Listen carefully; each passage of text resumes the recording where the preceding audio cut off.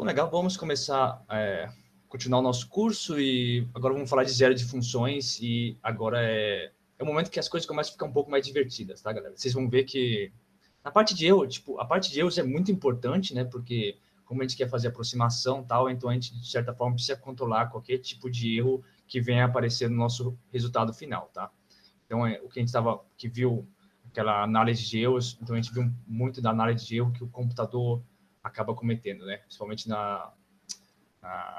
como que você passa o dado para o computador e depois das operações que o computador faz nessa representação dos dados. Então, é muito importante isso.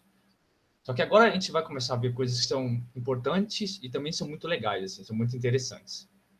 Então, hoje começamos nossa aula sobre zero de funções, tudo bem? Vocês vão ver que é muito legal, assim. Essa matéria ela é bem legal, tem esses métodos iterativos que são bem legais, porque é fácil de acompanhar, você consegue acompanhar, pegar no lápis e fazer os exemplos, e fica bem legal. Então, hoje vamos começar a falar sobre zero de funções. Tá? E por que zero de funções? Quando vocês estiverem atuando no campo de vocês são EC ou EM? Vocês são EC, né? Engenharia Civil.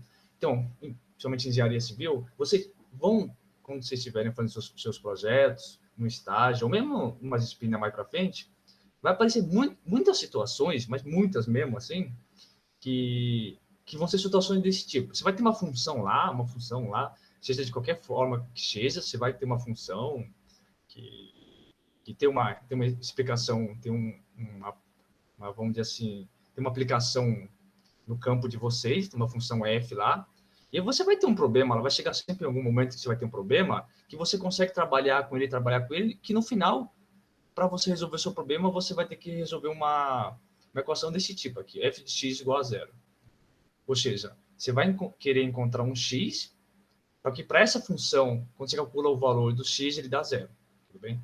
Então, isso aí, na verdade, já vimos em várias situações, mesmo quando vocês estavam lá estudando no ensino médio, tinha a parte de física, tinha a parte de eletromagnetismo. Você pode ver que alguma daquelas equações lá, você podia assim, reescrever ele da forma uma função, dado uma função num ponto sendo igual a zero, tudo bem? Então, assim, muitas aplicações acabam caindo em coisas do tipo f de x igual a zero, e o seu papel é tentar encontrar o valor de x. Tá? E, assim, já vimos coisas parecidas, por exemplo, se lembram bem de equação de segundo grau, equação do primeiro grau, equação do segundo grau, e, bom, tanto o primeiro grau quanto o segundo grau, quando você está falando de polinômios, você resolver uma equação do tipo uma f sendo uma função quadrática igual a zero, você tem lá a famosa forma de Bhaskara, por exemplo. Bem? Linear, você nem precisa de forma, você consegue resolver bem rápido. O de Bhaskara, equações de segundo grau, você já usa Bhaskara, e mesmo sendo polinômio de grau 3, 4, se eu não me engano, até 5, não é muito conhecido, mas você consegue achar umas fórmulas aí para você resolver. Não são fórmulas muito simples, mas, enfim, tem um método analítico para você resolver. Quando você vai para, por exemplo, mesmo polinômios, né? Polinômios de graus maior do que 5, você não tem nenhum tipo de fórmula fechada que te dá uma solução analítica através dos coeficientes, por exemplo. Tudo bem? Então, e muitos problemas práticos não se limitam à equação de segundo grau, de primeiro grau, ou mesmo de grau 5, por exemplo. Né? Vocês vão ver que, nem mesmo polinômios, tá? Então, muitos problemas que vocês vão encontrar no cotidiano, na vida prática, no trabalho de vocês vão ver que nem necessariamente um polinômio, tá? Então, são funções muito complexas. E aí, nesse caso, geralmente você não tem um método, uma fórmula fechada que você consiga achar o valor exato desse valor x, tal que a função nesse ponto dá zero. Então, qual que é o objetivo, como eu tinha falado no começo lá do curso, a gente não consegue achar esses elementos, mas vamos tentar achar um valor aproximado. Que talvez para o seu problema você não precisa necessariamente o valor exato, mas para você bastaria um valor que seja aproximado do que seria esse valor. Bem? Então vamos começar com definição, né? Então se diz lá que o número real, que eu estou chamando aqui de Xi, o número real Xi, ele é zero da função f de a em b, com a e b reais, né? Se o primeiro, né, o que se tem que pertencer a um domínio, né, para você fazer sentido calcular a f nele. Então, ele pertence ao domínio, então isso aqui é só para dizer que você pode calcular o f nesse ponto. Mas o mais importante, e o que não está escrito aqui, é que o f de que se é igual a zero. Tudo bem? Tem um typo aí. Depois vocês corrigem. Então, eu digo que se é um zero da função, se o f calculado nesse ponto, nesse que se, ele é igual a zero. Tudo bem? Então, geralmente, a gente diz que é um zero da função. Ou, mais geralmente, né? Mas geralmente não. Comumente também, você diz também que se ele satisfaz essa propriedade, você fala que se é uma raiz da função f. Tá? Essa nomenclatura vem quando você está trabalhando com função polinomial de grau 2, então lá os valores que anulavam lá a função quadrática se chamavam de raiz, né? E aí você calculava por Bhaskara. Então aqui a gente acaba também trazendo essa notação num caso mais geral, e podemos também dizer que se é uma raiz da função f, tudo bem? Então, raiz e zero aqui são sinônimos, tá? A gente vai usar eles de forma intercalada, mas pense como sinônimo, é a mesma coisa. Ou é raiz ou é zero, quer dizer a mesma coisa. É um ponto que você calculou f nesse ponto, ele dá zero, tudo bem? Tá legal. Então, é isso. Muito dos problemas você quer encontrar o que se, na verdade, né? Você quer encontrar o que se que vai anular uma determinada função. E se você encontrou o que se, você tem sua solução. Mas é isso, né? Em muitos dos casos, como B, em casos muito complexos, você pode pensar em umas funções aí f bem com uma função f composta, bem complicada, envolvendo seno, logaritmo e, não sei, até funções dadas por integral, por exemplo, e você achar uma raiz nesse tipo de situação não é uma coisa assim, achar o valor exato da raiz não é uma coisa muito factível, né? Você não consegue, tá? Porque as formas que compõem a função pode ser muito complicada. Então, esse cara que resolveria o seu problema, Maxi, em muitos casos, você não consegue. Só que você fala assim, pô, que se... eu não sei o que é que se, mas se encontrar um cara que é muito próximo do que se, um cara que é muito próximo do que se, e o que é próximo? A distância do que se, eu encontrar um x barra, né? Um x barra, então que a diferença do que se para o x barra é muito pequena, assim, né? Sei lá, 0,001, talvez para o seu problema resolva, tudo bem? Então, talvez achar um cara que é muito próximo da raiz e que tem a propriedade que a função, no caso, vai ficar muito pequena, para você é suficiente, tudo bem? Então, o que esse curso praticamente se baseia nisso, é encontrar valores aproximados, tá? Não exatamente o valor exato. Então, tudo bem, a gente tem esse problema. Qual que é o problema aqui central da aula? Tem essa função, tem uma função f, e você quer encontrar um valor de x, que é x igual a zero. Já discutimos que isso não necessariamente você sempre consegue encontrar o valor exato, mas vamos tentar achar um valor aproximado, né, para esse zero, tudo bem? Não vai ser o que se, mas vai ser um valor aproximado do que se. Tudo bem? Então tá, esse é o problema. Como é que a gente divide esse problema, né? A gente pode dividir esse problema em duas partes. Tá? Então, a gente divide o processo inteiro de tentar achar esse valor aproximado em duas partes. Né? Então, a primeira parte, né, naturalmente chamada de fase 1, seria assim, que é isolamento ou localização das raízes. Tudo bem? O que quer dizer esse isolamento ou localização das raízes? Que é o passo da fase 1. Então, é simplesmente você obter um intervalo que contém a raiz. Tudo bem? Então, por exemplo, você supõe que tem uma função de R em R, então você começa, de alguma forma, a fazer uma boa aproximação para o intervalo onde a raiz está. Né? Então, por exemplo, se tiver uma função assim, tudo bem? Então, se você tem uma função que é a função que está aqui desenhada com o gráfico azul, então você quer achar, supõe que a função está definida em todos os números reais. Fase 1 é achar uma raiz, um intervalo interessante. A própria reta real é um intervalo, né? Você poderia falar, pô, com certeza, se você considerar o intervalo como números reais inteiros, com certeza a raiz está lá, né? Mas o que você tem que fazer assim é achar um intervalo que seja um pouco mais interessante, vocês vão ver principalmente para a fase 2.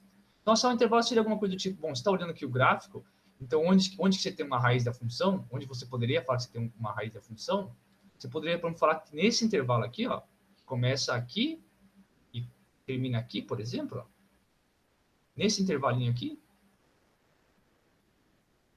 você pode falar que com certeza aí você tem uma raiz, tá? Por quê? Porque você está vendo, né? O gráfico aqui, ele começa ali no positivo, no y positivo, depois ele vem e corta aqui em algum ponto aí que eu desenho de vermelho, depois vai para baixo, tudo bem? Então, é claro que nesse ponto, na verdade, até o vermelho é um intervalo melhor, mas enfim, nesse algum ponto ali desse tracinho vermelho aqui, você sabe que tem a raiz. Tá? Então, a fase 1 é basicamente isso. Tá? A ideia é essa, você pegar, achar um intervalinho lá, um intervalinho assim, bom o suficiente, e bom o suficiente vai depender da fase 2, como a gente vai falar daqui a pouco, mas assim, achar um intervalinho onde você, de alguma forma, tenha certeza que você tem uma raiz lá, tudo bem? Nesse exemplo aqui é fácil ver, né? Porque o gráfico começa a descer, ele corta ali o eixo X, e justamente onde corta o eixo X é um zero da função, tudo bem? Então, o que você está querendo encontrar é o valor, o que se alguma coisa está por aqui, tá? Então, a fase 1 é isso. Dado que você já tem um intervalo, que você consegue garantir que nesse intervalo tem uma raiz, aí você vai para a fase 2, que é o refinamento, né? E o refinamento é o quê?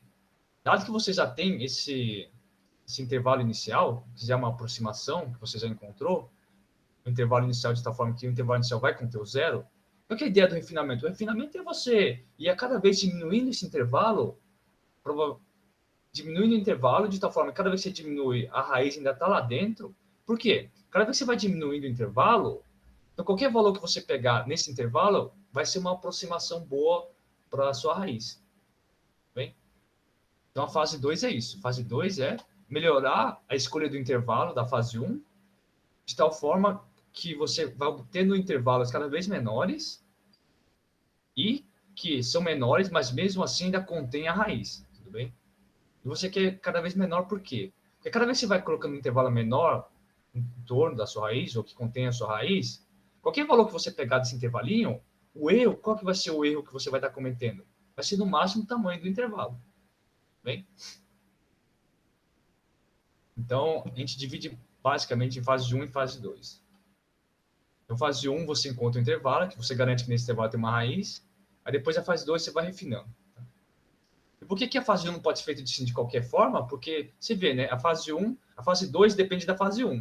Se você pegar a fase 1 de uma forma muito assim, abrangente, você pegar um intervalo muito grande, quando você for fazer o refinamento na fase 2, é possível, mas aí você vê que, a gente vai ver até mais para frente, que pode ocorrer que começa a ficar muito, muito mais difícil, né? Mais difícil no sentido que você tem que fazer um determinado processo várias vezes, tudo bem? Qual que é o problema disso? Que aí vai ter um custo computacional. Bem? Então, você tem que fazer uma fase 1 boa. Aí, dado que você tem uma fase 1 boa, você vai para a fase 2. Bem? Então, é claro, né? O sucesso do processo inteiro depende da fase 2, claro, mas o sucesso da fase 2 depende bastante da fase 1. Então, o que vamos começar a fazer? Vamos fazer hoje, falar da fase 1, né? Vamos falar da fase 1 e a segunda parte da aula vamos começar a falar da fase 2. Então vamos lá. Lembrar sempre que a gente está querendo fazer, tem aquela equação f de x igual a zero. Eu quero encontrar um valor aproximado para a raiz. Tá bem? Esse é o problema. Então, o primeiro que a gente faz a fase 1, que é isolamento das raízes. O que é isolamento das raízes, né? Isolamento das raízes, lembrar que é, de certa forma, você encontrar um intervalo que contenha ao menos uma raiz. Então, assim, primeiro você tem que encontrar um intervalo, e além disso, intervalo interessante, né?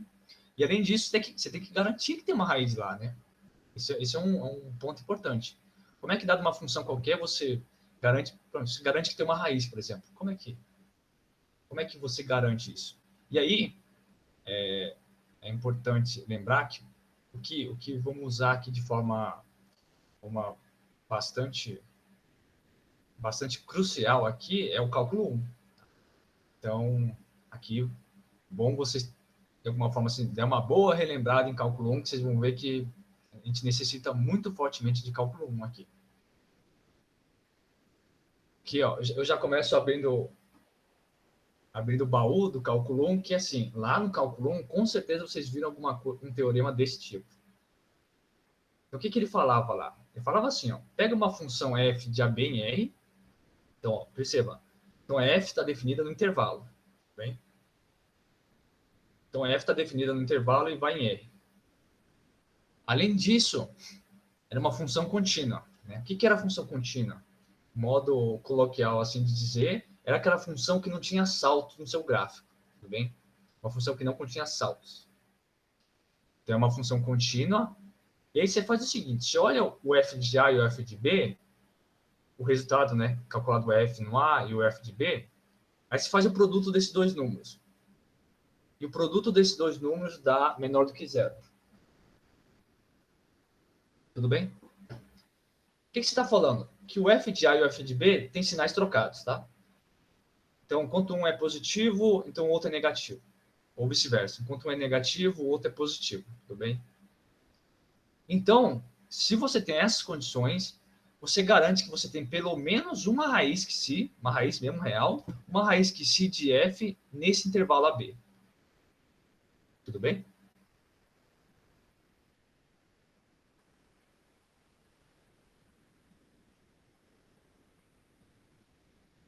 Então, nos livros vocês podem encontrar isso com vários nomes, né? Mas talvez pode ser que você lembre se eu falar que seria uma instância, né? Um exemplo do teorema do valor intermediário. Bem? Então, vocês podem encontrar a demonstração desse resultado em qualquer livro de cálculo 1. Tá? E, na verdade, esse aqui é uma consequência do teorema do valor intermediário. Tudo bem? Então, esse é o teorema do valor, uma instância do teorema do valor intermediário. E, assim, aqui está escrito, mas, assim, vocês olhando graficamente, fica bem fácil entender o que ele está falando. Né? Vamos olhar só uns exemplos, tá? Aqui você tem um exemplo bem simples. Ó. Você tem o f vai de menos 2 a 4, com imagens nos reais, e essa aqui é a expressão dele, tudo bem? O que ele está falando? O que ele falava lá? Ó? Quando você calcular o... Então, o a é menos 2 e o b é 4. Quando você calcular o f, o que ele falava? Né? Primeiro, aqui é uma função contínua, está definida no intervalo. Tá? Essas são as condições que você precisa ter para usar aquele teorema anterior. Então é contínua, né? Você vê que o gráfico dela aqui não tem nenhum salto. É contínua. Está definido no intervalo, que vai do menos 2 a 4. O que ele falava? Ele falava o seguinte, ó, o f de menos 2, eu plotei o gráfico dele, quanto dá o f de menos 2? Dá positivo, tudo bem? Não sei qual o valor exato, mas dá positivo. Legal? Dá positivo. E quanto dá o f de menos de 4? Quanto é que dá? Dá negativo ou positivo? Dá negativo, né?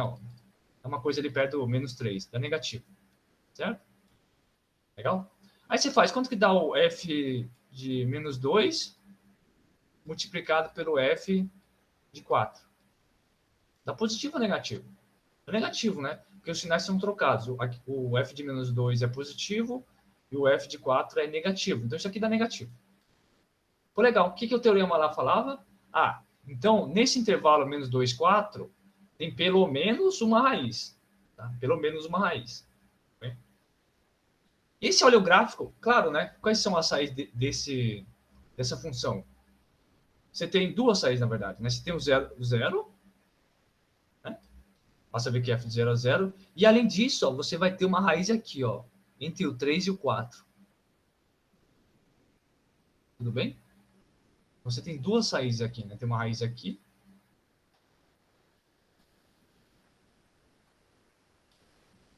Tem uma raiz aqui e outra raiz aqui. Tudo bem? Então, como que é uma forma de ver aquele teorema de uma forma bem gráfica? Assim, ó, se você tem uma função definida no intervalo, se a função em um intervalo, no ponto inicial do intervalo, ele está de um lado, se pensa no eixo x aqui como... Pensa no eixo x, então aqui você tem o lado de cima do eixo x e o lado... Na verdade, é o eixo y, né? Desculpa. Pensa no eixo Y, né? Se você tem f é contínua, está definida no intervalo AB, e o f de A e o f de B, o valor de f de A e f de B, eles estão em lados distintos do eixo Y, ou seja, se um é positivo ou outro é negativo, o que você pensa? Ó? Você pensa, ó, você tem uma função qualquer lá, aí em um ponto ele começou aqui, que é o f de A, aí ele fez várias coisas, seja lá o que for, uma coisa assim, mas lá no final, ele pode até voltar aqui, não importa, mas no final, ele está lá do outro lado em relação a essa reta do eixo X. Foi lá para o outro lado. Então você pensa, em algum momento, para ele está aqui, nesse quadrante aqui de cima, para ir para o quadrante de baixo, ele tem que ter cruzado essa reta em algum ponto. Tá? Mas o que é o gráfico da função cruzar essa reta em azul aqui? Quando ele cruza, quer dizer que ele assumiu o valor zero. Tudo bem? E quando ele assume o valor zero, quem é? Justamente a raiz que ele está procurando. Tudo bem? Da mesma forma, o contrário, né? Se ele começar aqui embaixo, ele for, pode fazer qualquer coisa, o gráfico pode fazer qualquer coisa, mas no final, o valor está aqui em cima. Então, ó, começou aqui embaixo, no quadrante de baixo, e foi lá para cima, no quadrante de cima. Ué, em algum ponto, se ele fez isso e a função é contínua, que é importante, se ele fez esse processo ele é contínuo, em algum ponto o gráfico da minha função cruzou essa reta do eixo x. Tudo bem? Bom, cruzar a reta do eixo x é justamente onde a função f assume o valor zero. Logo, tem que ter pelo menos uma. Tudo bem? Então, nesse exemplo que eu rabisquei tudo aqui, que era a função seno, ela tinha duas. Tudo bem? Mas tudo bem. O teorema fala que tem que ter pelo menos uma. Legal? Então, essa aqui é a interpretação. Vendo aquela interpretação mais geométrica daquele resultado, fica mais fácil de entender. Legal. E um outro resultado que a gente via em cálculo 1, lá quando vocês estavam vendo vocês viram derivada, depois de derivada vocês veem a aplicação da derivada, né?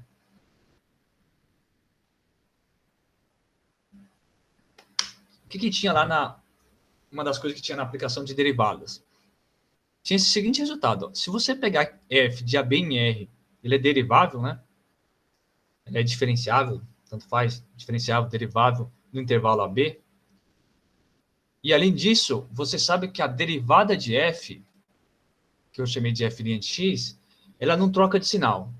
O que quer dizer? Ela é sempre maior que zero, para qualquer que seja o AB no intervalo, qualquer que seja x no intervalo AB.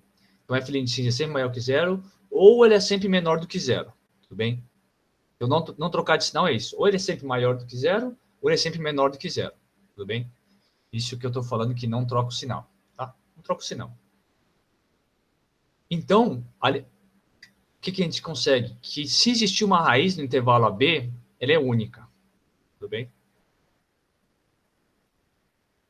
E de onde que vem isso, né? Por que isso é verdade? Porque aí vocês têm que lembrar do teorema do valor médio. Tá? Isso é uma consequência do teorema do valor médio. Tudo bem? E por que é uma consequência do teorema do valor médio?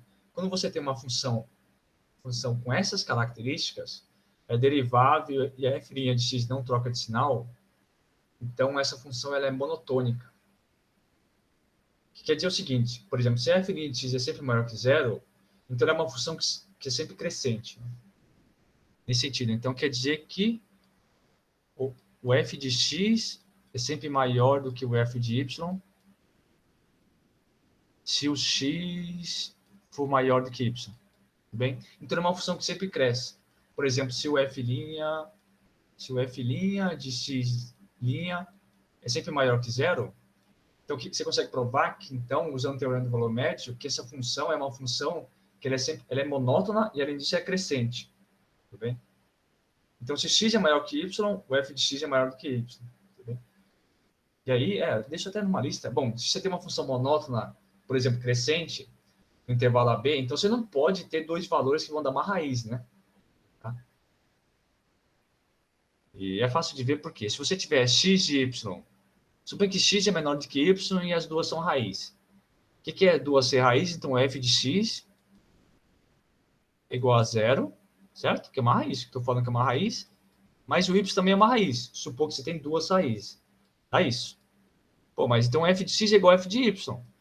Tudo bem? Então não vai acontecer que o f de x é estritamente menor do que o f de y. Tudo bem? Tá? Então, é por isso. Você não pode ter mais do que uma raiz.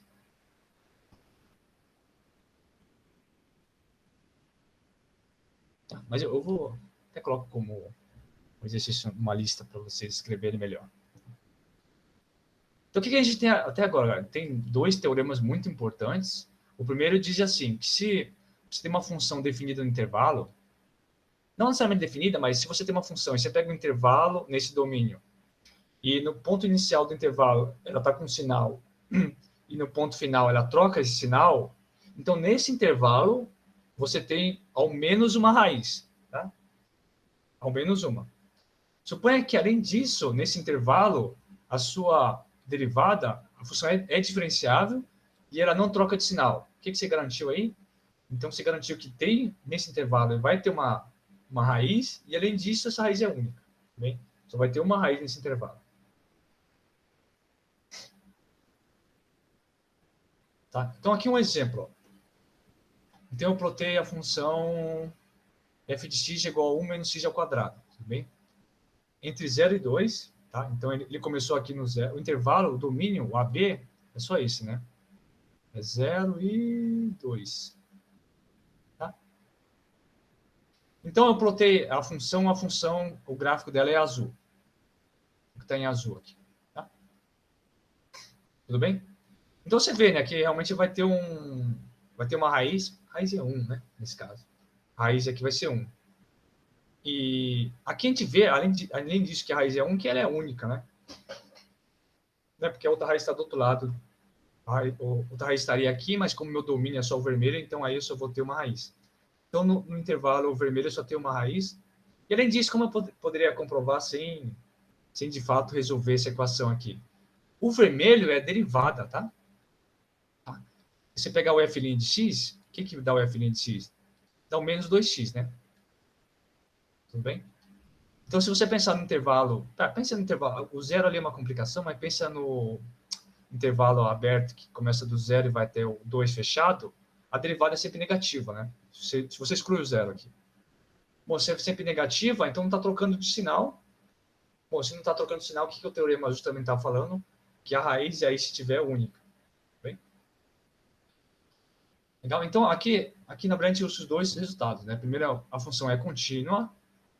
O f de 1 dá 1, está aqui em cima. O f de 2 vai dar menos 3, né? Então, ó, o f de A dá 1, o f de 2... desculpa. O f de 0 dá 1, o f de 2 dá menos 3. Trocou de sinal. A função é contínua, que o primeiro teorema garantia para a gente que tem pelo menos uma raiz. Tá? Legal. Tem pelo menos uma. Agora, se olha a derivada da função nesse intervalo, dá o menos 2x. Tá? Então, com exceção ali do zero, né, que daria menos 2, a derivada no zero dá zero, para todos os outros valores não vai trocar de sinal. É sempre negativo, né? Sempre menos 2x. Como x está entre 0 e 2, então menos 2 vezes x dá sempre negativo. Não trocou de sinal, não virou positivo. Legal, aquele outro teorema que falar para a gente, que a raiz, a gente já sabe que existe, ao menos uma, mas além disso, que essa raiz é única. Tudo bem? Então, nesse intervalo aqui, ó, intervalo de 0 a 2, tem uma raiz, tem, e além disso, ela é única. Legal?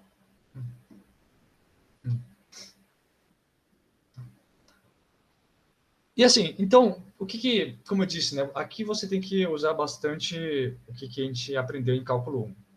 O que a gente aprendeu do cálculo 1? Aquela parte de usar aplicações das derivadas para você fazer o gráfico de funções. Tá? Aqui eu só vou dar um exemplo. Por quê? Nessa fase 1, de alguma forma você precisa fazer um esboço, alguma coisa do gráfico da função para entender um pouco ela. Tudo bem? Porque lembra, a gente precisa de alguma forma encontrar intervalos onde a função tenha ao menos uma raiz. Um jeito seria assim, ó. Tá? Você pegou essa função cúbica aqui, né? F de x igual a x ao cubo, menos 3x ao quadrado, mais 1. Aí você começa a analisar ela só através de pontos. Então, você faz o x e o valor do f de x embaixo. Aí você faz, Se você fazer o limite da função quando o x tende a menos infinito, né? Quando ele começa a ir para esse lado aqui do eixo x, o que acontece cada vez que você vai mais para lá? Como aqui você tem um x ao cubo, a gente lembra lá do cálculo 1, quando você vai fazer o limite, quando você tinha um x ao cubo aí, quando você fazia o limite, quando o x tendia a menos infinito, não importa o resto aqui, como esse aqui são expoentes de grau menor, esse valor ia para menos infinito, tudo bem? Então, o que você começa a pensar assim, ó, como é que é? Você pensava que tem um eixo x, né? Aí aqui tem um eixo y. Então tá, você começa a desenhar. Quando o x vai indo para essa direção, pelo limite lá, a f vai também para menos infinito. O que isso quer dizer? Que de alguma forma ela ia lá, ela vai lá para baixo. Tudo bem? Então, à medida que o x vai indo para lá, ela vai lá para baixo. E além disso, ó, você calculou o menos 1?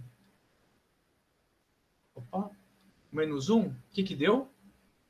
Deu menos 3. Aqui está bem fora de... Tá? Beleza. Aí você vai calculando alguns pontos principais, interessante. O no zero dá quanto? No zero deu 1. Então, o zero deu 1. Tá? Legal? Então, no zero deu 1. E aí você ó, aí como que você usa aqueles resultados? Ó, no menos 1, deu menos 3, certo? No zero, que está aqui, deu 1. Você percebeu que o valor da função trocou de sinal? Aqui, ó, aqui é menos 3 e aqui é 1. O que você vai concluir? Que você já pode concluir, né? Que nesse intervalo aqui tem o quê? Já tem pelo menos uma raiz. Tudo bem? Porque ó, a função estava aqui ó, no menos 3, quando você calculou no 1. Quando você calculou no 0, deu 1. Trocou de sinal. De menos 3 foi para 1. Ó, se de menos 3 ele vem aqui para cima, em algum ponto ele cortou aqui o eixo x. Logo, tem que ter uma raiz aqui já. Tá?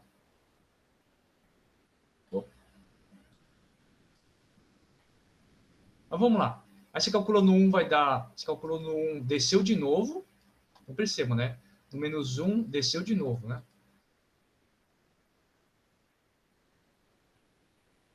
Desceu de novo. No 3, calculei no 3. F de 3 dá 1. Subiu de novo.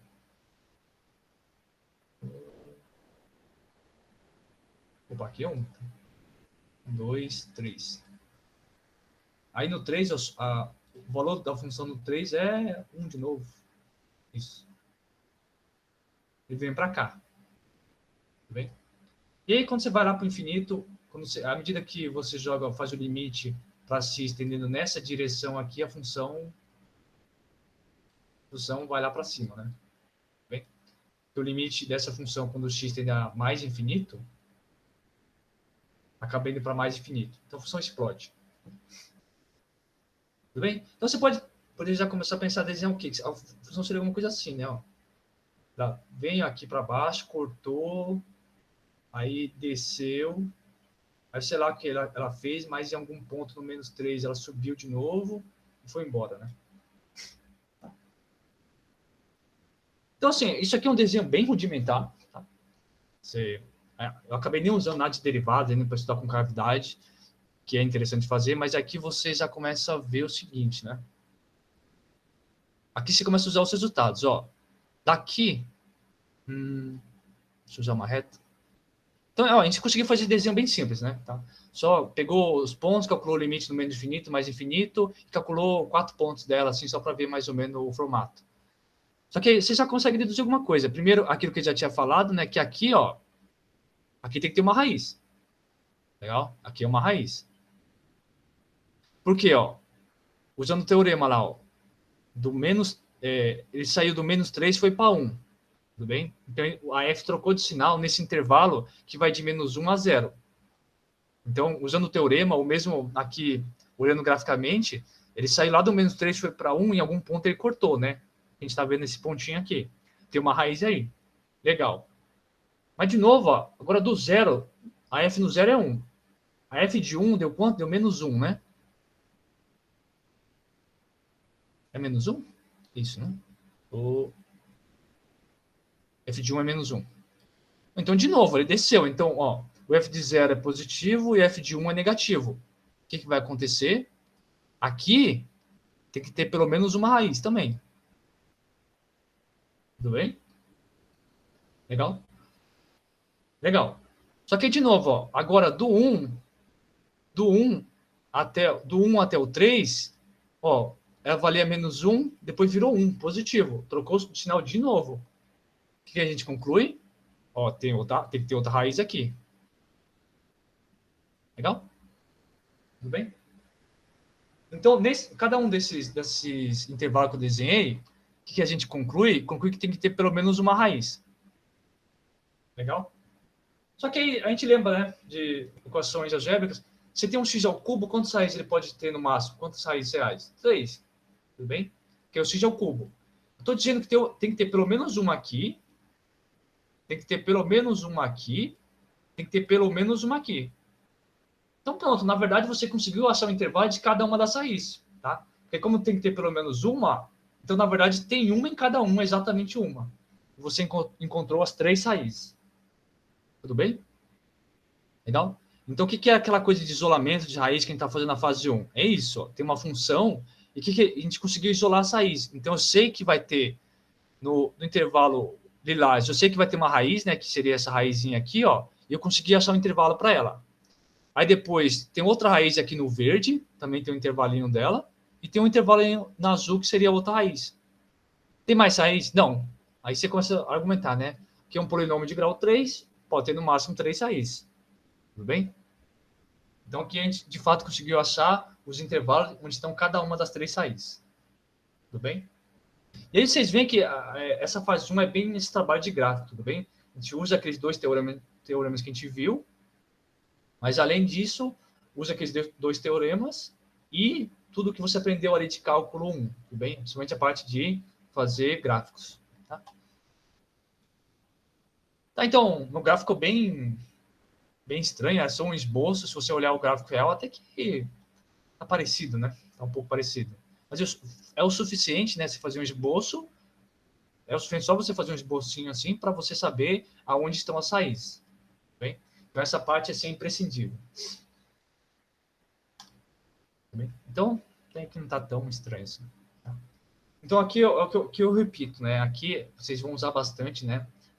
O que vocês aprenderam de cálculo 1 na parte de desenhar gráficos, tá? Então, aquilo ali era um polinômio, era fácil, né? Era fácil você... Como era um polinômio, já sabe que é um grau 3, você já sabe mais ou menos como é que é o formato dela, porque vocês viram bastante. Quando ocorrer em casos gerais, aí você tem que fazer o estudo certinho da função, tudo bem? Então, não estou falando que aqui você tem que fazer o gráfico perfeitamente, mas você tem que ter um esboço coerente. E lembrar, né, do cálculo 1, para você fazer um esboço coerente, quais eram os passos lá, né? Você tem que estudar lá a função de crescimento e decrescimento da função. O que é esse crescimento e decrescimento? É estudar onde que a derivada era sinal positivo ou negativo. Então, você tinha que estudar essas regiões onde a função tinha um crescimento, decrescimento. Você também tinha que olhar os pontos de inflexões, né? Então, o que é um ponto de inflexão? É aquele ponto onde uma função, por exemplo, ela está na fase de crescimento e é o ponto que a partir do qual ele começa a fazer um outro comportamento. Então, ele está no crescimento, aí de repente começa a fazer um decrescimento. Tá? Então, esse ponto onde tem esse turnover é um ponto de inflexão. Tá? E lembrar como a gente fazia isso? A gente tinha que olhar a derivada segunda, onde que a derivada segunda se anulava. E não não necessariamente muito importante, mas ajuda bastante você saber onde são os máximos e os mínimos da função para você. Isso tudo para você desenhar, fazer um esboço razoável do gráfico, tudo bem? Tá? Então, essa parte aqui, dado qualquer função, quando você for fazer essa fase de um refinamento, você precisa ter alguma noção de como é que o gráfico da função, tudo bem? Tá legal?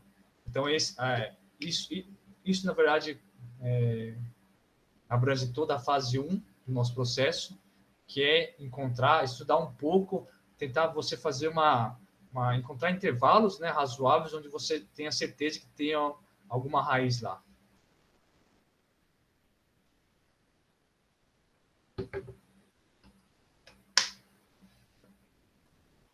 Legal, tá? Então, isso aqui comprime bem a fase 1 de isolamento. Então, a fase 1 de isolamento é assim, bem teórica, tá? Então, você tem aqueles 2 resultados muito importantes que garantem para você a existência e, além disso, em alguns casos, a unicidade da raiz em um determinado intervalo. E o resto é você fazer aplicações do uso da derivada, né, para você conseguir fazer um esboço razoável, para você, de tal forma que você consiga ali achar intervalos interessantes onde você tem a raiz. Tudo bem? Então, essa parte a parte fase 1, né, que é isolamento das raízes, ela tem um caráter bem teórico, tudo bem? E ela tem que ser bem feito. Vocês vão ver o porquê, tá? Vocês vão ver o porquê um pouco na frente, porque se você não faz a fase 1 bem feita, no refinamento dá problema. Então, vamos começar no refinamento, né? Então, a gente começa a fazer o estudo de refinamento agora. O que é refinamento, né? O refinamento é basicamente os métodos que, dado que você já fez a fase 1, tá bem feita, você tem a fase 1, o refinamento beleza, agora você tem aquele palpite inicial do intervalo, melhora esse intervalo de tal forma que, quando eu escolher qualquer valor desse intervalo como uma aproximação do meu zero, essa aproximação é boa o suficiente. Tudo bem? Essa é a fase 2 de refinamento.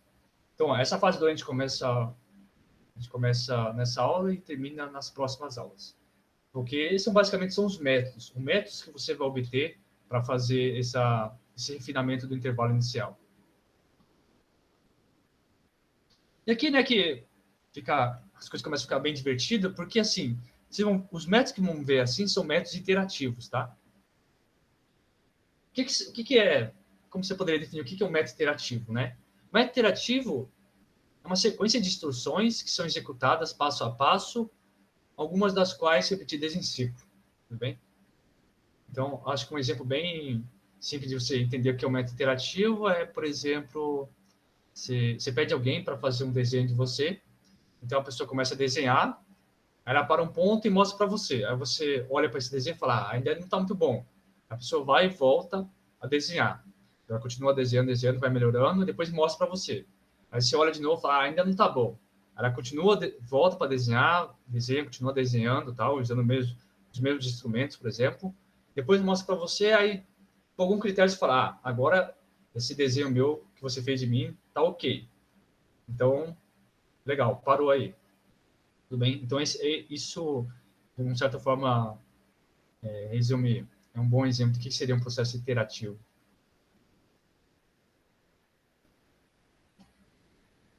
E, inclusive, esse exemplo, né, quando você fala, você pega um determinado processo que a pessoa está desenhando, ela mostra para vocês falar, agora está ok. Então, o que é isso? Você tem um critério de parada, né? Um caso aqui seria, ficou uma imagem interessante, uma coisa parecida comigo. Então, você fala para a pessoa parar de desenhar, e quando você faz isso, é o que um processo iterativo você chama de critério de parada, tudo bem? Então, nesse exemplo, por quê? Porque, por exemplo, o desenho que a pessoa fez, chegou um momento que ele começou a desenhar, mostrou, desenhou, mostrou, mas chegou um momento que o desenho ficou bom. Aí você fala, olha, tá bom agora, é o suficiente para mim. Esse desenho que você fez de mim, nesse ponto, tá interessante, então isso é um critério de parada, tudo bem? Então, nesse caso, o critério de parada seria o quê? Ficou parecido comigo, tudo bem? Então, você tem essa ideia do método iterativo e essa é uma ideia do critério de parada, né? Porque aí você não vai fazer a pessoa ficar desenhando lá infinitamente. Tá? Em algum ponto você vai falar para parar.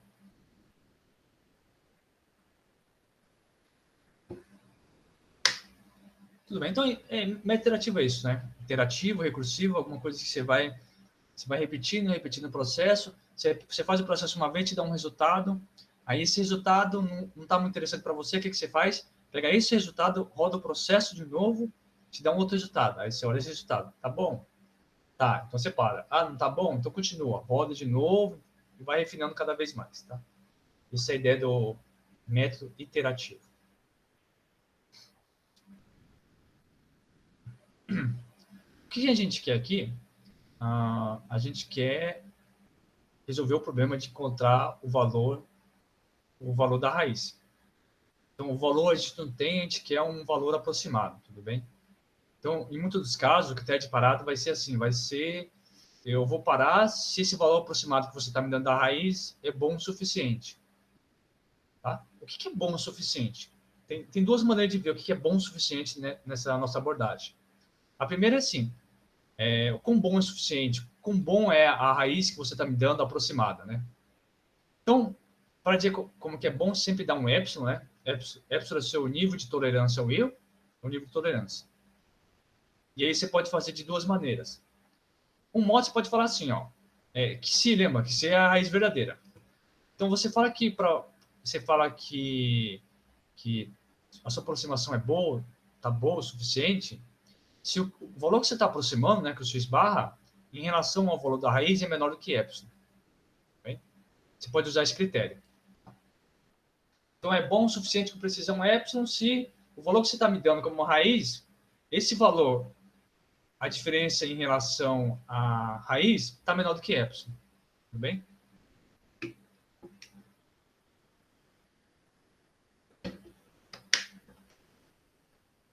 E aqui, como eu tinha falado na questão de erro absoluto e erro relativo, o que se é o cara que você quer encontrar, você geralmente não tem ele, tudo bem? Então você tenta fazer uma majoração através do erro e de tal forma que a majoração fique menor do que epsilon, tá?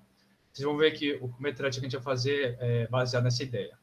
Você não vai ter o que se, né? Mas aquela ideia, se você não sabe onde está o que se, mas se você vai fazendo intervalo cada vez menor de que se, como a gente viu, né? Você tem um gráfico lá, tal, aí você sabe que a função faz uma coisa assim, aí você sabe que tem uma raiz aqui, você não sabe quem é. Mas à medida que você for diminuindo esse intervalo, você vai diminuindo esse intervalo aí em torno da sua raiz, que você não sabe o que é, mas à medida que você diminui esse intervalo, qualquer que seja o valor de x bar que você jogar aqui, qual que vai ser o erro máximo? Qual que vai ser esse erro máximo aqui, ó? Vai ser o comprimento do intervalo. Legal? O maior erro que você pode cometer dessa forma, x barra menos que si, pegando qualquer que si desse intervalo, é justamente o comprimento desse intervalinho. Tá? Então, se você quer diminuir esse erro, vai diminuindo o intervalo. Tá bem? Que é o que a gente vai fazer daqui a pouco. Então, você pode falar isso, né? O aproximar de forma suficiente é isso. Mas você também pode ter uma outra abordagem que é assim, você fala que é aproximadamente bom de uma raiz, se acontece isso, né? Então lembra, a raiz é o cara que f calculado nesse elemento dá zero. Isso é uma raiz. Então você pode interpretar que um valor aproximadamente bom de uma raiz é um valor de x barra tal que o f de x barra fique bem pequeno. Pequeno quanto? Menor do que epsilon. Tudo bem? Então, vocês veem que são duas abordagens distintas, né? Então, dizer que você tem uma raiz aproximada, você pode dizer que é um cara que está muito perto de uma raiz, ou, por outro lado, não. Por outro lado, você pode falar que uma raiz aproximada é um cara que a f calculada nesse elemento dá um valor muito pequeno, ou seja, é um valor muito próximo de zero. Tudo bem? Então, são duas abordagens distintas e elas não são necessariamente equivalentes.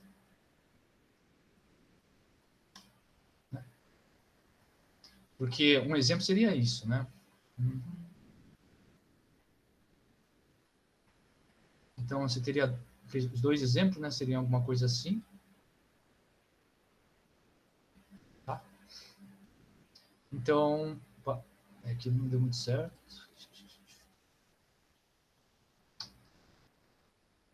Seria uma raiz aqui. Alguma coisa desse tipo aqui, você sabe que você tem uma raiz aqui, né? Uma raiz aqui, não sei se tá fácil de ver. Tá bom. Então, nossa, ficou muito zoom aqui. Tá? Então, você tem uma raiz que se aí.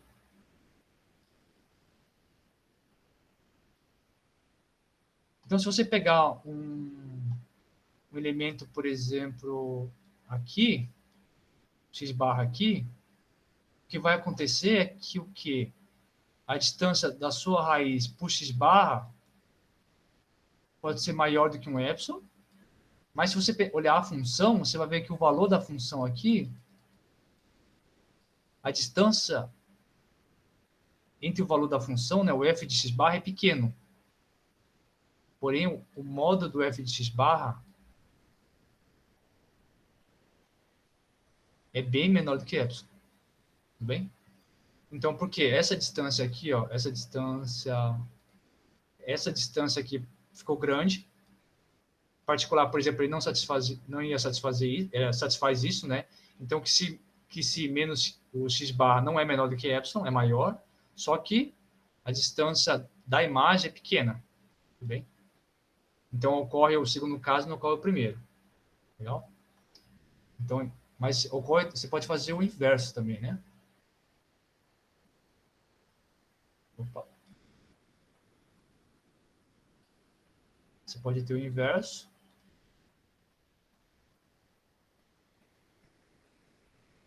O inverso seria como assim. O inverso seria assim.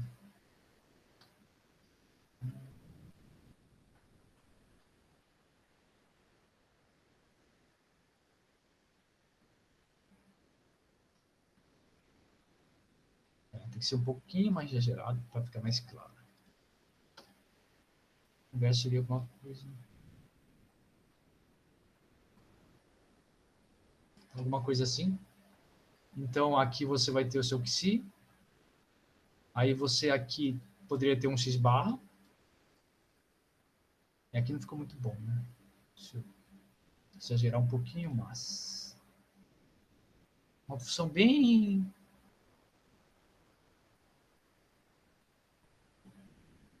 aquela função que explode para o infinito muito rápido.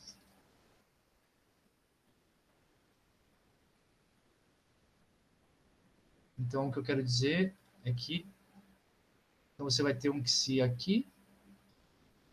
Esse é o xi. E aí você pode pegar, por exemplo, um x barra aqui, ó.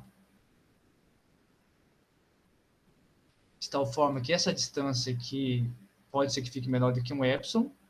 Mas se você pegar essa mesma distância em relação à função, quanto que deu a função aqui? A função está aqui em cima, né? Então, o f de x barra vai estar aqui em cima. E aí você compara, né? Então, se esse azulzinho que está aqui embaixo, agora, se isso aqui é a distância menor do que epsilon, então essa distância aqui, você pode ver que está ficando muito maior do que epsilon, né?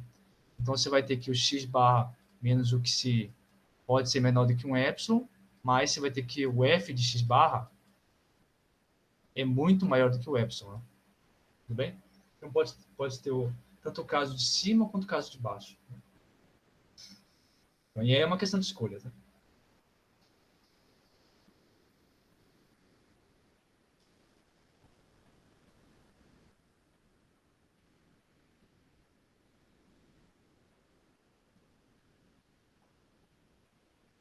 Legal. Então, assim, ó, vamos ver agora o nosso primeiro método iterativo, tudo bem? Ele é chamado método da bissecção.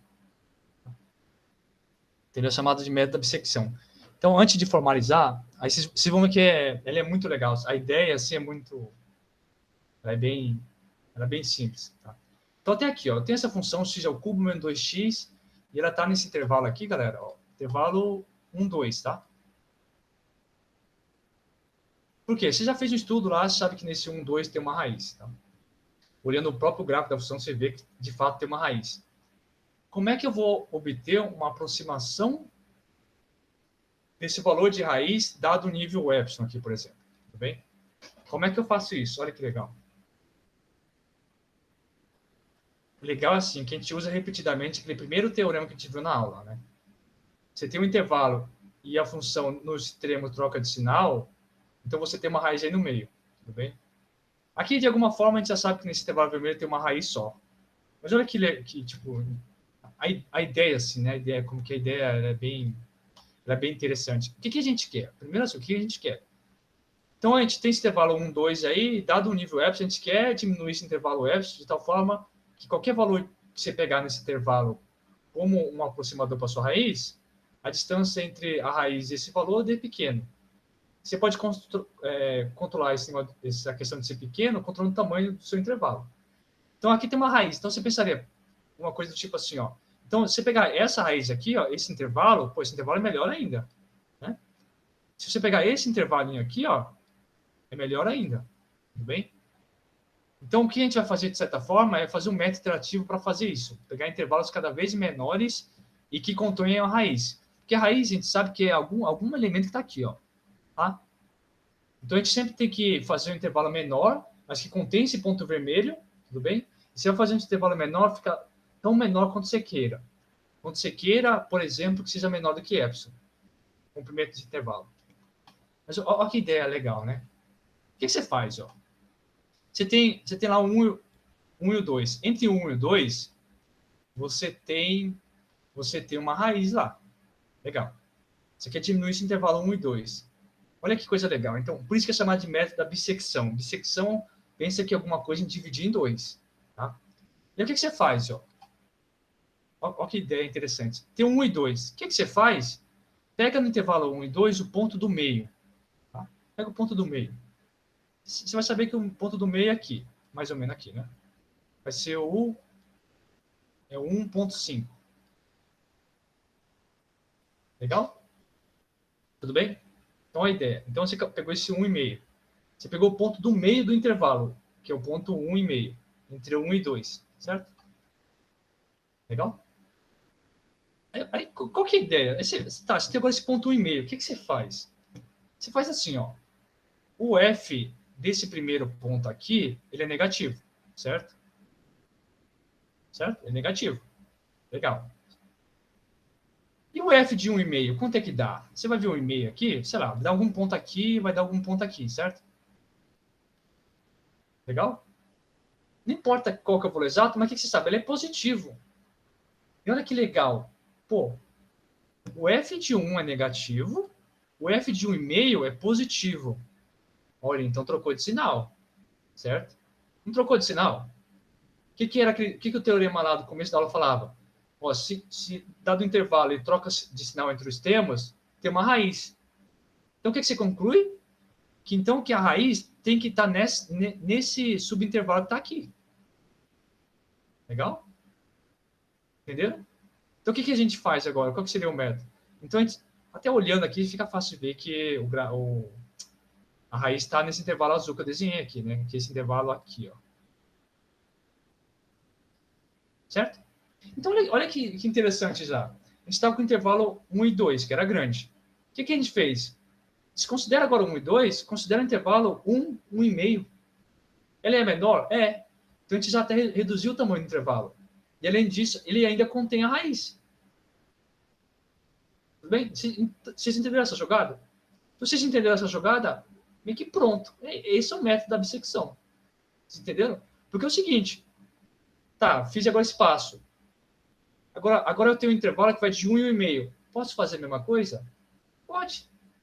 Você faz mais uma vez. Então, se esse comprimento do intervalo aqui é muito grande ainda, faz de novo. Aplica o processo de novo. O que agora você vai fazer? Você vai lá, agora você tem 1 e 1,5. Você vai lá, acha o ponto do meio desse intervalo, que vai de 1 e 1,5. Tudo bem? Que ponto vai ser esse? Vai ser acho que é 225, né? É isso, né? 1,25. Legal? Legal. Agora o que você faz é o seguinte, agora como é que você faz para saber qual dos lados você vai pegar? Você olha, o f de 1 dá negativo, porém, se você calcular o f de 101,25, está aqui embaixo, né? Dá negativo também.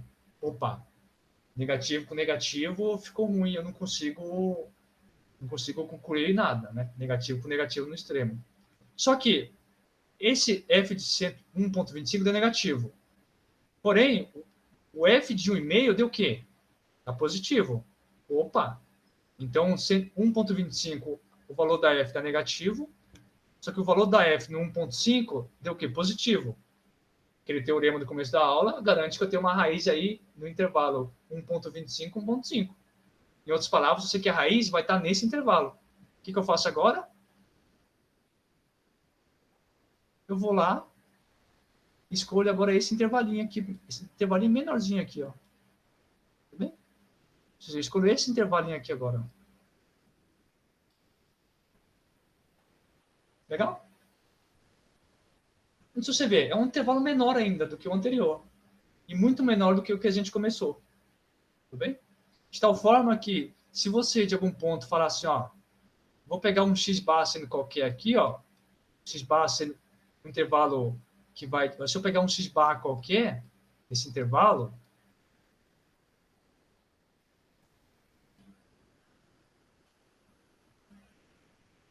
Pegar um intervalo qualquer... Primeiro, eu sei que a minha raiz, que eu vou chamar aqui de xi, ele pertence a esse intervalo também, certo? Então, qual que vai ser o erro máximo que eu vou cometer entre x e o xi, que é a minha raiz? Bom, como o x barra está nesse intervalo e o xi também, a maior distância que os dois podem ter é o tamanho, o comprimento do intervalo. Qual que é o comprimento do intervalo aqui? 0,25, né? Tudo bem? Então, suponha que seu erro epsilon que você está tolerando seria 0,3. Então, pronto, parou. Basta você pegar um x barra, uma aproximação da raiz qualquer nesse intervalo, que você já sabe que o maior erro que você vai cometer é 0,25. Se a sua tolerância é 0,3, você parou. Tudo bem? Suponha que não. Por outro lado, suponha que você é mais exigente, você quer alguma coisa tipo 0,1. O que você faz? Você vai continuar um processo iterativo. Legal?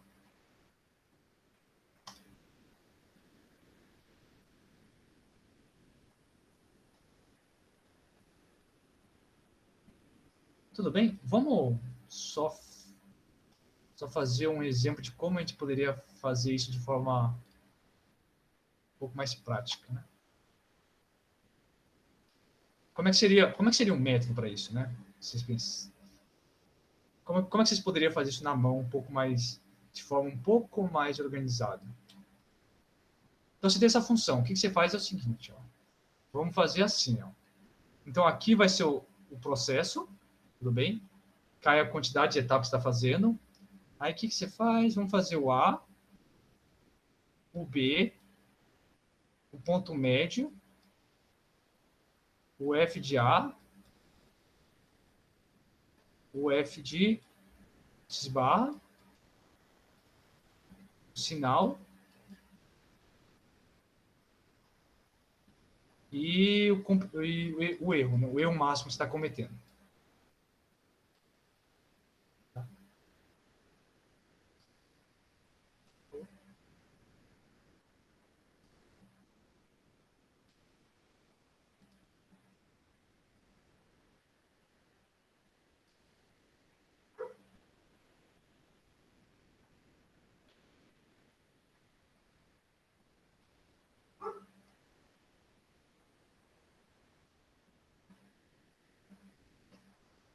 Então, ó, como a gente faz esse processo iterativo um pouco mais de forma organizada, tá? Então, a gente começa no passo 1, né? Passo 1, o A igual a quanto? A gente começou com 1 igual a, o A igual a 1, B igual a 2, certo?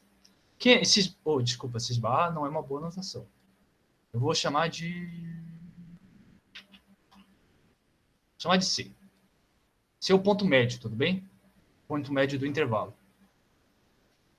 Legal. Ó, então começou com A e B, que é um ponto médio que está entre o 1 e o 2, que é o AB. É 1,1,5, né? Bem? Quanto é que dava o F de A? Que não importa. O F de A dá o quê? Negativo. Tudo bem? Quanto que dava o F de C? Tá? Bom, vamos calcular os valores.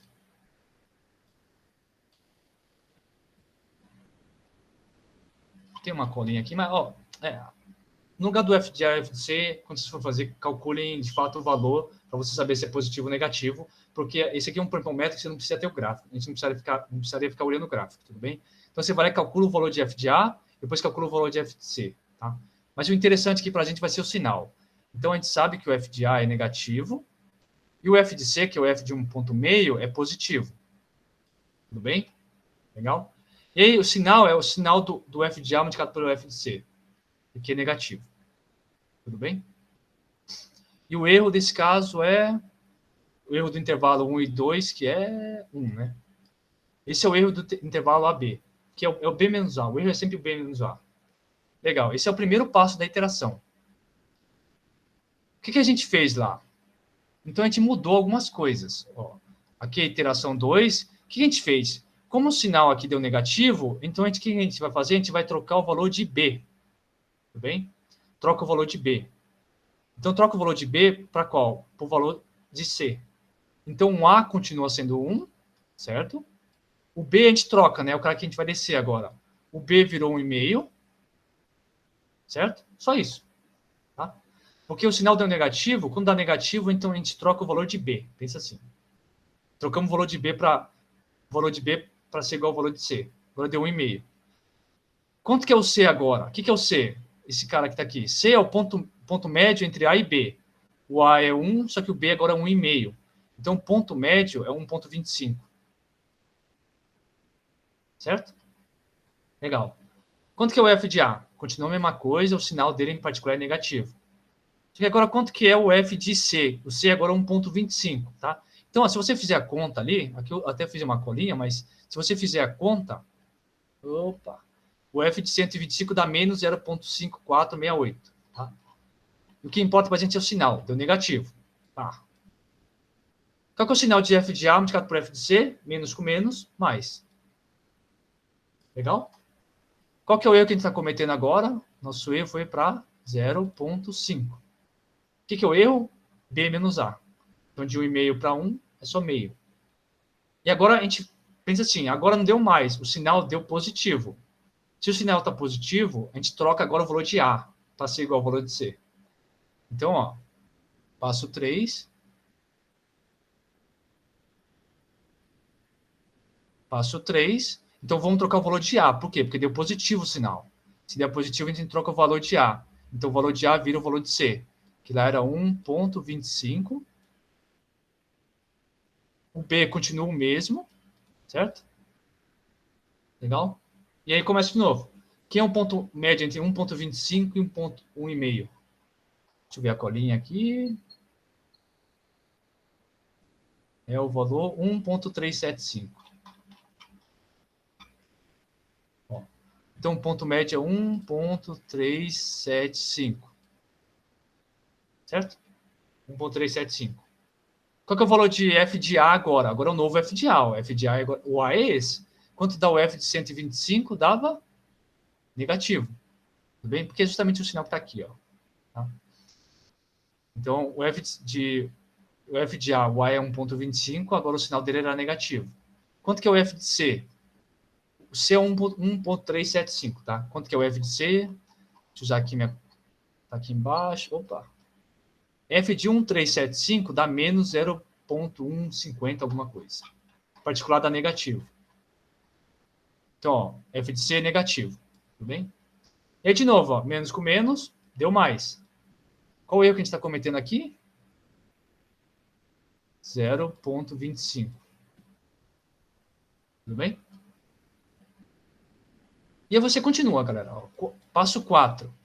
Agora deu positivo de novo. Quem é que você troca? Você troca o valor de A. Quem é o valor de A novo? Vai ser 1,375. O B você não altera. É 1,5. Tudo bem? E aí você calcula de novo. Qual que é o ponto médio entre A e B? Aí você vai calcular. E aqui você vai ter o erro, que, como vocês já podem observar aqui, acaba sendo sempre a metade do anterior, né? Tudo bem? Legal? E aí você continua. Continua até onde? Até o seu erro foi um erro tolerável para você. Tudo bem? Legal? Ficou claro aqui o método?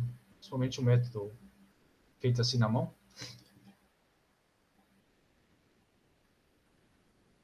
Então, por exemplo, vamos supor que o passo 3, o erro supõe que o epsilon seja alguma coisa do tipo 0,3, né, de erro. Tudo bem? Então, você poderia ter parado no 3 já. Poderia parar no 3. Então, 3, depois do 3, você dá um fim. Parou. E aí você pode dar um valor assim. Lembra, dado que você encontrou um intervalo, você pode dar um valor qualquer. Por exemplo, a gente pode dar o valor aproximado de x como ponto do meio do intervalo. Tudo bem? Podia ser, então, x igual a 1,375. Tudo bem? Tá. Lembrando, você pode dar qualquer valor no intervalo que está entre 1,25 até 1,5. Não só para um exemplo que a gente vai ver daqui a pouco, você poderia dar o valor justamente que está ali no meio do intervalo, que é 1,375. Tudo bem? Tá, então aqui é só exemplificação, né?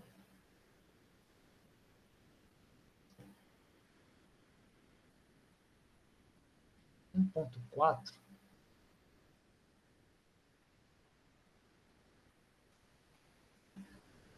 Peraí.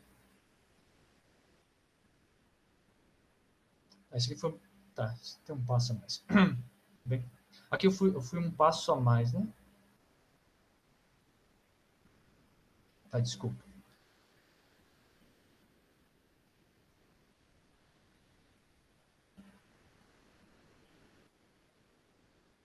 Ah, tá. O que está lá embaixo, na verdade, eu coloquei o epsilon igual a 0.2. Então, se for epsilon igual a 0.2, você vai até o passo 4. Tudo bem?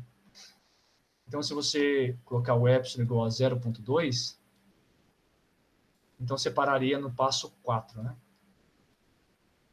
Tá? Porque no passo 4, meu é de 0.125, então é menor que 0.2. E aí você pegaria o x barra igual ao meio do intervalo, que é aquele 1.4 alguma coisa. Tudo bem?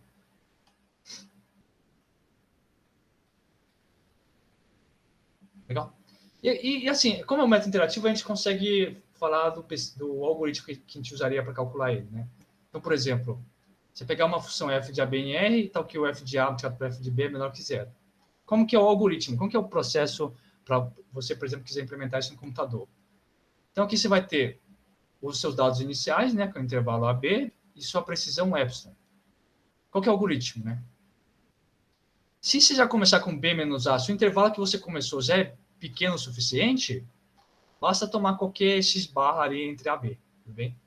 Porque a sua tolerância já é muito maior do que o tamanho do intervalo AB, tá? Então, se você escolher qualquer ponto aí no intervalo AB, já é o suficiente para o seu critério de erro. Caso contrário, e aí você dá fim, né? Acabou, não precisa fazer mais nada. Se esse não for o caso, então você vai fazer a primeira iteração, k igual a 1. Aí você calcula o m, que é o f de a. Depois você calcula o ponto médio entre a e b. Então, x vai ser a mais b sobre 2. E aí você faz. Se o m aqui é f de a. Se f de a multiplicado pelo seu f de x é maior que zero, era maior que zero, então você vai trocar o a. Você vai fazer o a igual a x, ou seja, a vai virar o ponto médio, e você volta para o passo, e você vai para o passo 8. A gente vai falar daqui a pouco. Caso contrário, se o m vezes f de x é menor do que zero, então você troca o contrário, você vai trocar o b. Você faz b igual a x, que é o ponto médio. Legal? O passo 8 é, se agora, você vê que você trocou o a ou você trocou o b. Então você vai calcular agora o b menos a. Se o novo b menos a é menor do que epsilon, você escolhe um x barra qualquer aqui, intervalo AB. Tudo bem? E acabou. Pronto. Suponha que não. Suponha que esse intervalo B menos A é muito grande, né? Então, se esse B menos A é maior do que o epsilon, seu nível de tolerância, então você faz K igual a K mais 1 e vai voltar para o passo 4. Tudo bem? E aí você vai repetir de novo. Tudo bem? Então, esse é um algoritmozinho para você construir um método da bissecção no computador, por exemplo. Legal? Então, aqui, ó, só um exemplinho. Como eu disse, né, você pode usar qualquer linguagem de programação que você estiver habituado. Mas aqui, por exemplo, como seria uma implementação em Python, né? Uma coisa bem simples. Então, assim, ó, como seria aqui é só para dizer como que seria a lógica de programação daquele exemplo, né? Então, primeiro, vamos construir um método da bissecção, tá? Um método bem simplão, bem fácil, bem lógico. E como é que seria? Primeiro, o que você faz lá? Você tem a função que você quer encontrar os valores, você tem seu nível de tolerância, que é o epsilon A, e você tem o intervalo, que é dado pelo A e pelo B. Legal? Então, a primeira coisa que você faz, o que era lá no nosso programa? Primeira verificação. Se você vê que o B menos A, o tamanho de B menos A, o tamanho do intervalo é menor do que o epsilon, você retorna qualquer coisa no intervalo. Por exemplo, você retorna o ponto do meio. A mais B sobre 2. Legal? Você retorna qualquer valor. Tudo bem? Caso contrário, se o B menos A aqui é maior do que o epsilon, então você vai fazer aquele loop, né? Esse loop aqui, ó. Então você vai fazer esse loop aqui. Tudo bem? Você vai fazer esse loop até o seu critério de parada ser satisfeito. Então você faz esse loop, isso aqui, esse loop aqui, né? Então, enquanto for verdadeiro, você vai fazer o loop. E é o mesmo procedimento, ó, que está lá escrito lá. Ó. Você faz o m igual a função calculada no valor a. Legal? Aí você faz o x igual a metade, né? O valor que está entre a e b. Tudo bem? Aí é o seguinte, ó. Se o m vezes o valor da função calculado no x, que é o que estava aqui, né? Escrito aqui, ó. Se o passo 6, m vezes f de x, está aqui, for maior que zero, você vai fazer o a igual a x. A igual ao ponto médio. Caso contrário, então m vezes a função calculada em x for menor que zero, você faz o b igual a x, que é esse passo que está aqui, ó. Certo? Tudo bem? E aí você vem com isso aqui, você volta de novo ao seu critério de parada, tá? Agora, com o novo b e com o novo a, se o b menos a for menor que epsilon, você vai retornar ali o ponto do meio e acabou o programa. Tudo bem? Acabou. Caso contrário, se você não entrar aqui, o que vai acontecer? Você vai voltar para essa linha aqui de cima. Agora você vai ter novo valor de A e novo valor de B. Você vai continuar, você vai voltar para cá e você vai fazer todo esse procedimento de novo aqui até uma hora você parar. Então aqui é só um exemplinho bem simples que eu fiz. Então, ó, vocês têm que escrever de algum jeito como que é a função. Essa aqui é a nossa função, né? X ao cubo menos 2x. Então, por exemplo, supondo que a nossa precisão aqui era 0,3, o epsilon é 0,3 que eu tinha falado no primeiro exemplo, o a é igual a 1 e o b é igual a 2, né? Você volta aí para calcular, dá o valor 1,375. E aí eu acredito que é esse o valor que a gente tinha contado anteriormente, né?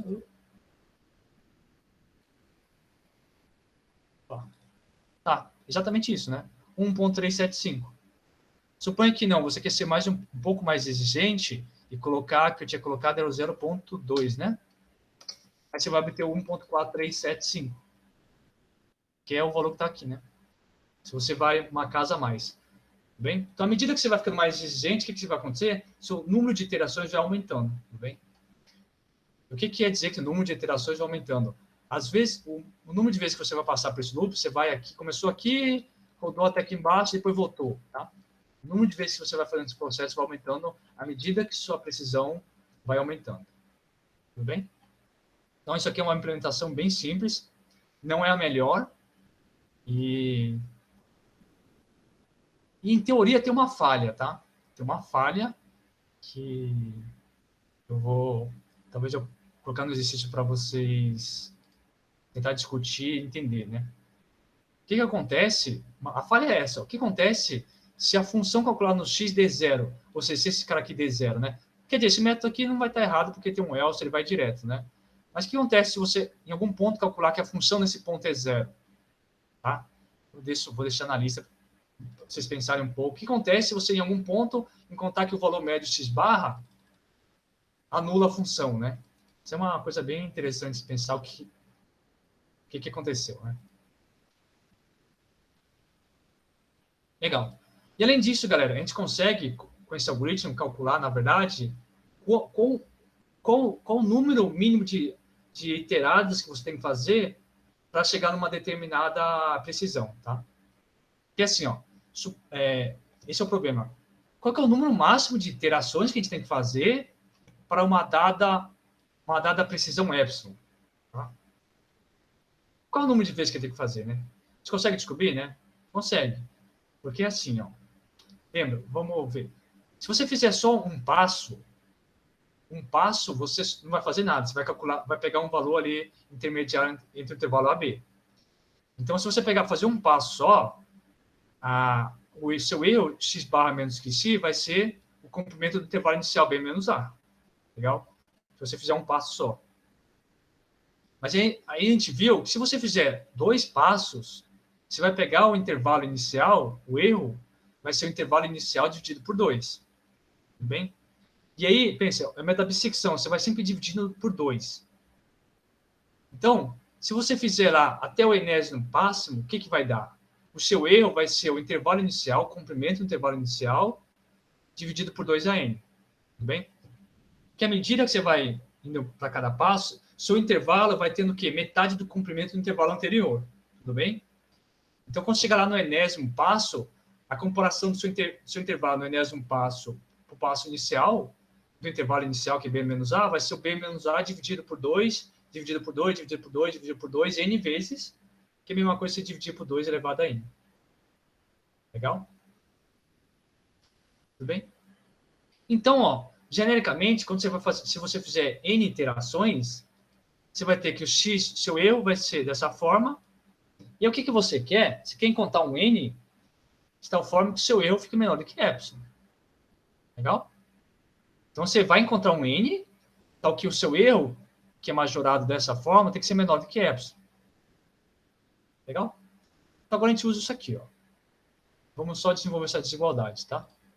Então, se desenvolve só essa desigualdade que está aqui, vai dar 2 elevado a n tem que ser maior que b menos a dividido por epsilon, tá? Você jogou o epsilon para cá e o 2 sobre n dividindo foi para lá multiplicando. Legal? Então, se 2 elevado a n é maior que b menos a, lembra, a gente quer encontrar o n, né? Então, quando a gente tem essas expressões que a variável está lá no expoente, então, para facilitar, a gente aplica o logaritmo, porque lembra, a propriedade do logaritmo que o expoente cai. Então, se aplica o logaritmo aqui dos dois lados da desigualdade.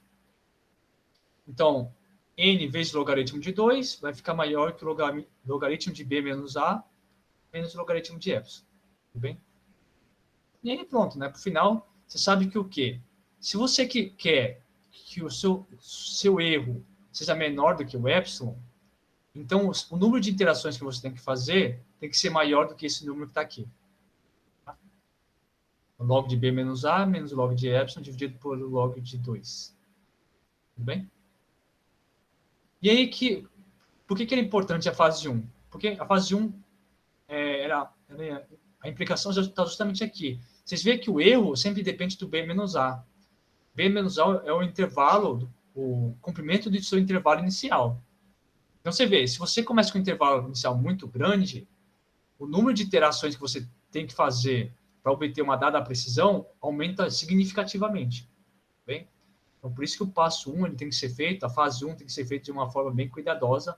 Você não pode jogar qualquer que seja intervalo, ou seja, você não pode jogar um intervalo muito grande lá, porque você vai garantir que sua raiz está lá, mas como o intervalo é muito grande, o seu erro é muito grande. Isso implica que para você atingir uma dada precisão, você vai ter que iterar, fazer o processo muito mais vezes do que se você tivesse começado com um intervalo menor. Legal? Então, só um exemplo, né?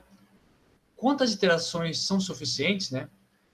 Qual seria o número razoável de iterações que você deveria fazer nesse método da bissecção para obter uma precisão de 0,001, tá? Sendo que você começou com o intervalo inicial da fórmula 2 e 6.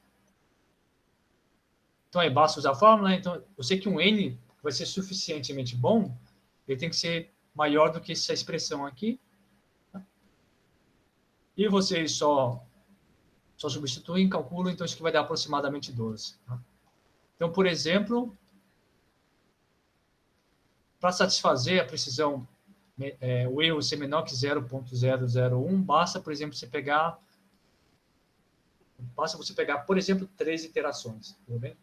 13 ou mais, tanto faz. Mas 13 a gente já consegue garantir que é suficiente para...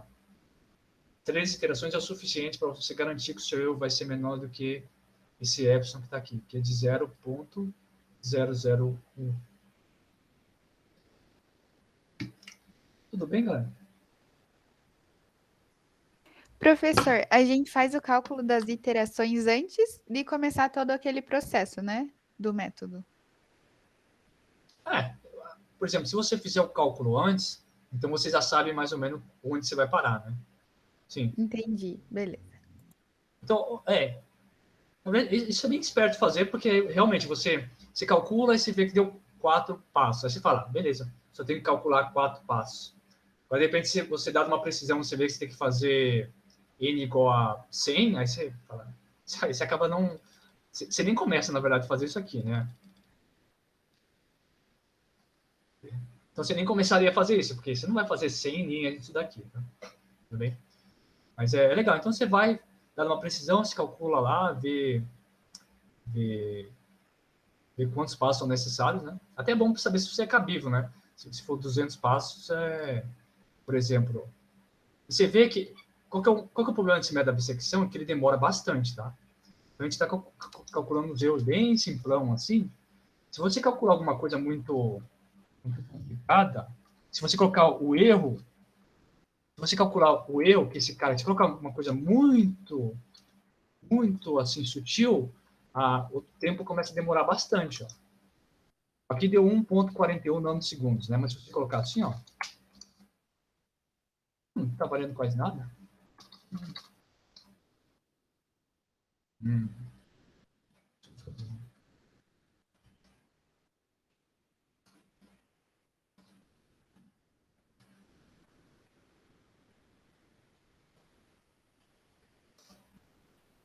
Bom, então, ó, aqui eu fiz de uma forma bem ignorante. Coloquei tipo o erro da forma 10 elevado a menos 15. Então, você está vendo que está processando aqui e provavelmente nem vai terminar, né?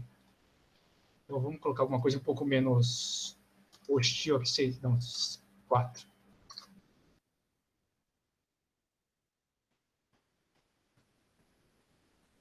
Então, vocês viram que aqueles erros bem pequenos, 0,2, 0,3, assim, deu 1,4 nanosegundo.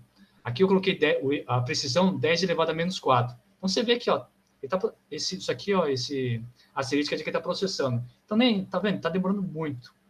Deixa eu colocar uma coisa bem... 10 a menos 3. Tá vendo? Ele demora demais, tá vendo? Então, o que vamos fazer nas próximas aulas é ver... Esse é o primeiro método que a gente está vendo, né? Então, ele tem esse problema que ele demora bastante, nem está conseguindo calcular.